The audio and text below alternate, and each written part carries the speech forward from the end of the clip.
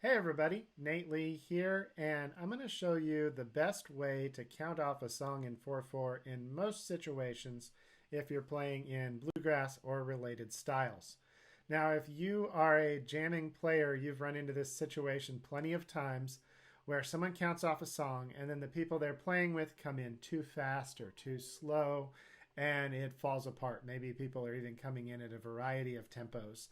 And the way that you kick off a song can either cause that to happen or help it to not happen. And you can't control what the other players do, but you can control the circumstances to give them the best chance of succeeding.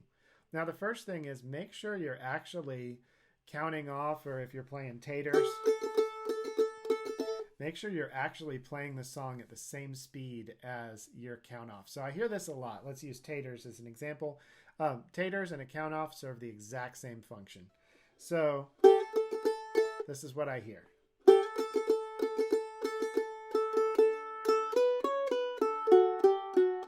Slowing way down after the taters or speeding up.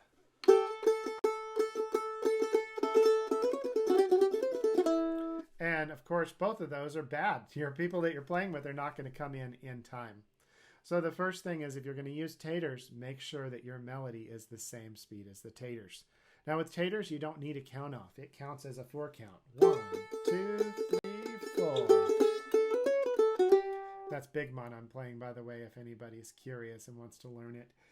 So if you're going to count off with just a count, then there's something else that you need to do and you need to know. Now the count I'm going to go over today has to do with songs that have 2 eighth note pickup notes, which is most songs. So this 𝘀𝗀𝗲 is an example. Those first 2 notes are pickup notes. And then after that is the downbeat. So that means that we have 1 beat at the end of a measure that's acting as pickup notes. And if anybody doesn't know what pickup notes are, those are notes that lead into the song. So sometimes you'll hear like that sort of a sound. Those notes leading in are pickup notes. We're not going to get way more technical. There's some technical stuff you could learn about it, like the fancy name for pickup notes is anacrusis. So if you want to sound super fancy, you could always say, I'm going to give a 4 count in, no, 4 count wouldn't work. Here we go. I'm going to give a 3 count, and then I'll play the anacrusis. So you can say that if you want to. Don't. Your jamming friends aren't going to appreciate it. So here's the count you need. Now, most people would count just to 3. 1, 2, 3. Or 1, 2, 3. Or they might even count to 4, which is not going to work. 1, 2, 3, 4. And those all have problems. That last one just doesn't work at all. But the way that a lot of people will count is 1, 2, 3. Well, that 3 count is better than nothing, but it doesn't really give people a lot of time to fall into time with you.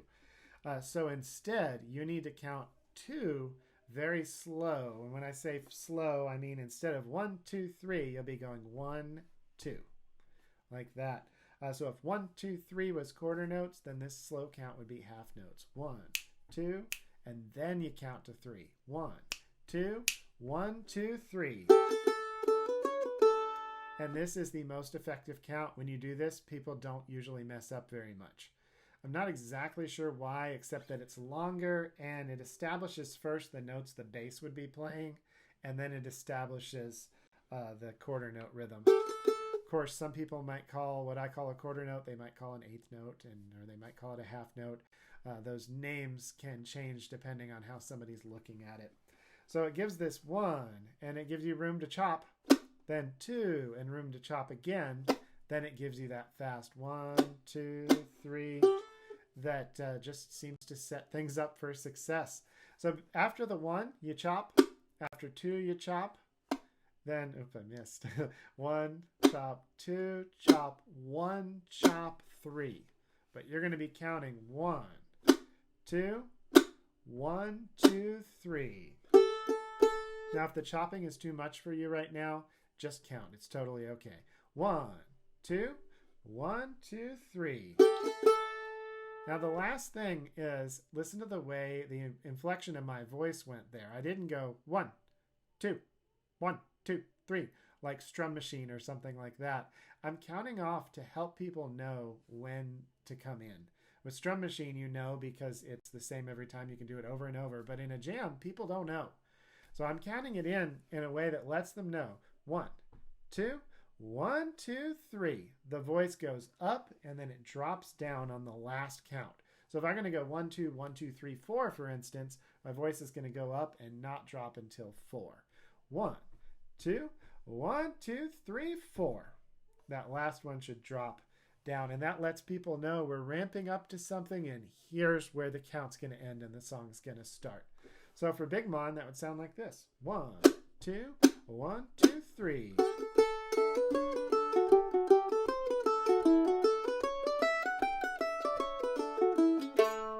And for any of you who are following my saga to try different strings that I've been sharing on the Nate Lee artist page, I've got the XS on here, and I'm going to record a video for it at some point soon, so keep an eye out for that.